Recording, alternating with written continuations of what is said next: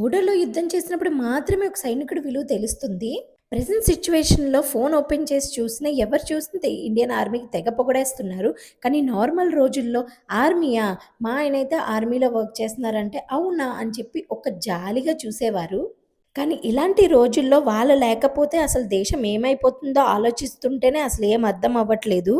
ఎక్కడ చూసినా టీవీ చూసినే మురళీ నాయక్ వాళ్ళలాంటి వాళ్ళే చాలామంది చనిపోయారు. ఎంత బాధేస్తుందంటే అసలు అన్నం కూడా తినబుద్ధి కావట్లేదు అవన్నీ ఆలోచిస్తుంటే. మనలానే చాలామంది ఇండియన్ ఫ్యామిలీస్ ఉన్నారు కదండీ! ఆర్మీలో వర్క్ చేస్తున్నారు. వాళ్ళ ఫ్యామిలీస్ వాళ్ళు చనిపోతే ఎంత బాధగా ఉంటుందో ఎక్స్‌పెక్ట్ చేయడమే చెప్పలేము ఎలా ఉంటది ఆ ఫీలింగ్ అనేది. ఆ సిట్యుయేషన్‌తో వెళ్ళిన వాళ్ళకే తెలుస్తుంది. అసలు ఏంటక్కా నువ్వు ఎప్పుడు చూసినా ఆర్మీ, ఆర్మీ అంటావు. నీకు మరి ఏం పని లేదా అని చెప్పి అనుకుంటుంటారు.